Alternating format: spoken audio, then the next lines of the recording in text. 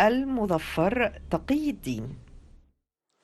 We believe that all unilateral acts and measures by Israel aimed at changing the character and status of the occupied Palestinian territories, including East Jerusalem, constitute breach of international law and must be unconditionally rescinded.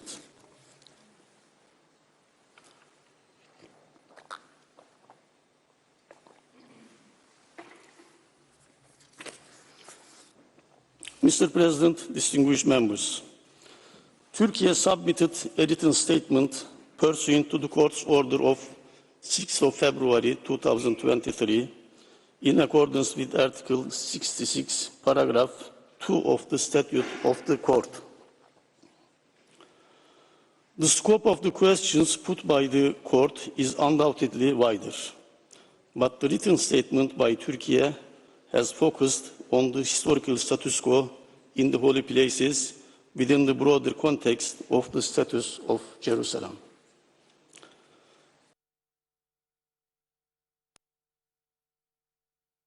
Affect its legal position on any other issues not related to the current request of the General Assembly for an advisory opinion of the court. Please allow me to touch upon a few select points to re-emphasize where we stand. Lack of political will or interest among the international community to address the root causes of the conflict created a strong sense of injustice among the Palestinians and in general in the international community. Regrettably, the United Nations Security Council, which has a primary responsibility for maintenance of international peace and security, has clearly failed to discharge its duties. The overwhelming majority of the member states of the UN have asked for an immediate and conditional ceasefire in Gaza and delivery of unhindered, sufficient and sustained humanitarian assistance. So far, regrettably, the UN Security Council has fallen short of establishing such righteous demands due to its inherent flaws. By the same token, the situation in the occupied territories has not improved despite numerous resolutions that the UN General Assembly and Security Council resolutions adopted over decades. Israel's unlawful unilateral actions that are considered null and void in many of the UN resolutions. Alors c'était une partie de la plaidoirie de la Cour internationale de justice qui parle bien sûr des atrocités commises à Gaza contre les droits de l'homme, bien sûr. Et actuellement, on va passer à notre sujet pour ce matin. En fait, on a dit qu'on va parler de la coopération entre l'Égypte et l'Afrique. Et pour cela, nous avons le plaisir d'avoir avec nous en ligne Madame Farida Choubechi, membre du Conseil des députés. Alors, bonjour Madame Farida. Bonjour à vous et à tous vos téléspectateurs. Merci Madame Farida. Alors, Madame Farida, en fait, on parle bien sûr de la coopération entre l'Égypte et l'Afrique et les efforts déployés par l'État depuis quelques années pour retrouver la place de l'Égypte en Afrique. Alors tout d'abord, comment vous voyez l'importance du rôle que joue l'Égypte en Afrique?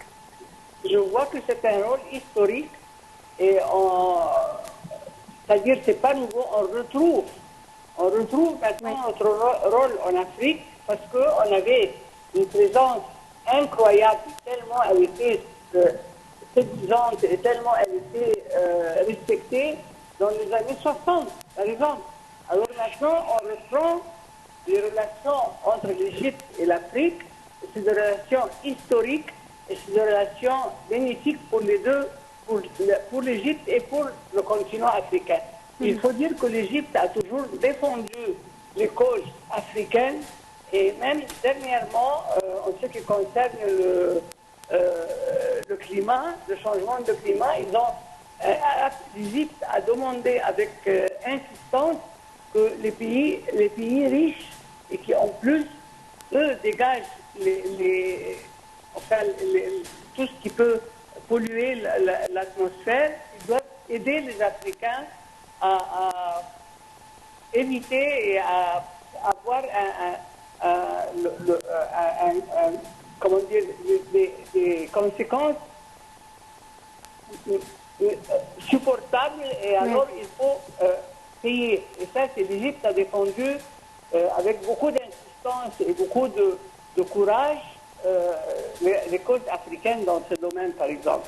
Ouais. Et là, il y a beaucoup de points communs et beaucoup d'espoir et que le continent qui a été tout le temps négligé et ignoré par les grandes puissances, que maintenant on revient à reconsidérer la position envers l'Afrique qui a des matières premières et qui a vraiment beaucoup de richesses. Madame Farida, santé. Excusez-moi. Santé. Madame Farida, veuillez nous expliquer que signifie la vision de l'Égypte 2030 et comment elle peut s'appliquer en Afrique. Comment quoi? Comment elle peut s'appliquer en Afrique, la vision de l'Égypte 2030, ou plutôt pas seulement en Afrique, mais sur les relations égypto-africaines. Justement, mais je vous dis que l'Égypte, depuis la révolution de juin, a repris le rôle connu de l'Égypte, c'est-à-dire aider, coopérer, essayer de venir en aide à tous les pays africains et à aussi coopérer pour l'avenir, pour les générations actuelles et futures, jusqu'à pas seulement 30, après 30 aussi, parce qu'on est en train d'instaurer les racines solides d'une coopération sans faille, si je veux. Ouais. Alors, Madame Farida, selon vous, quels sont les défis que l'Égypte et les pays africains doivent surmonter pour pouvoir arriver à une meilleure coopération entre les deux parties? Le défi, à mon avis, c'est le manque de volonté.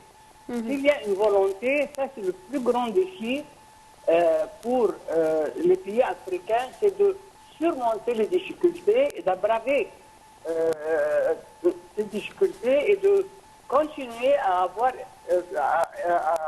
avoir confiance au peuple et justement décider des buts et les réaliser avec le courage et la volonté. Oui.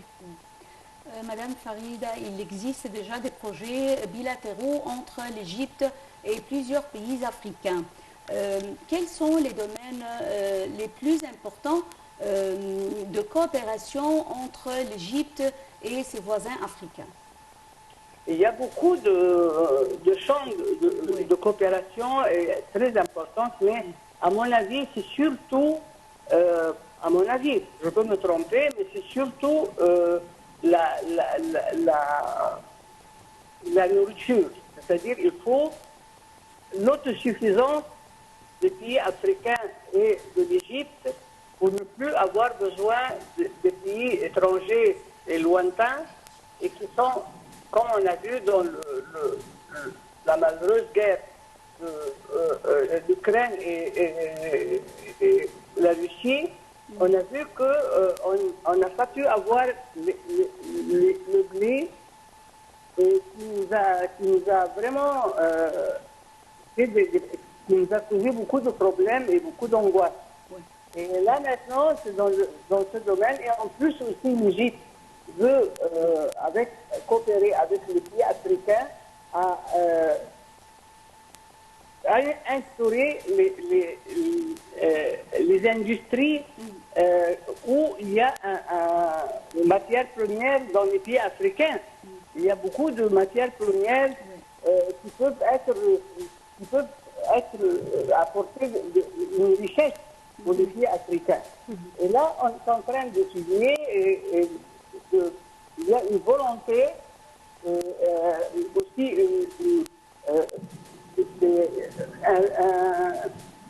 un respect réciproque entre l'Égypte et les pays africains, et j'espère, et je suis sûr que ça c'est une nouvelle ère Et j'espère que ça va apporter ses fruits. Oui.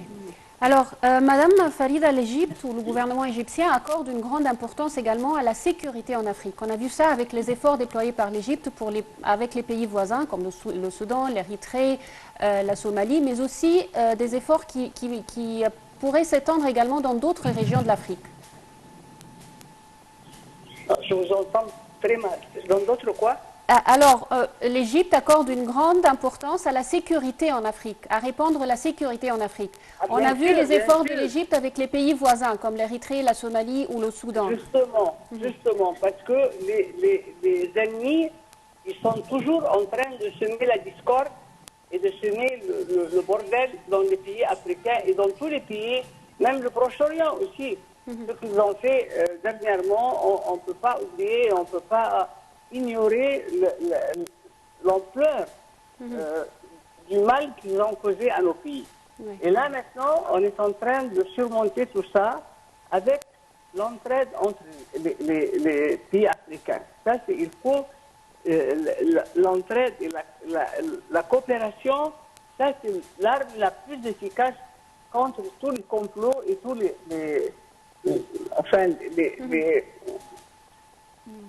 partis. D'accord. Les agressions, les pays qui ne veulent pas que d'autres pays qui sont des pays peut-être pas très avancés, mais ils veulent empêcher leur avancement pour être toujours, pour avoir toujours besoin d'eux. Ouais. Et eux donnent ce qu'ils veulent, pas ce dont on a besoin. Et là maintenant, l'Égypte ouvre un ciel vraiment, les fenêtres, les portes et tout, pour que la lumière rentre et que les Africains prennent confiance en eux-mêmes. Et c'est une nouvelle étape. Merci beaucoup, Madame Farida Choubeche. Je rappelle, vous êtes membre du Conseil des députés. C'est toujours un plaisir de vous recevoir. Merci beaucoup. Alors, apparemment, c'était tout pour cette édition de Bonjour l'Égypte. Oui. Merci pour votre attention. Merci, bonne journée. Au revoir.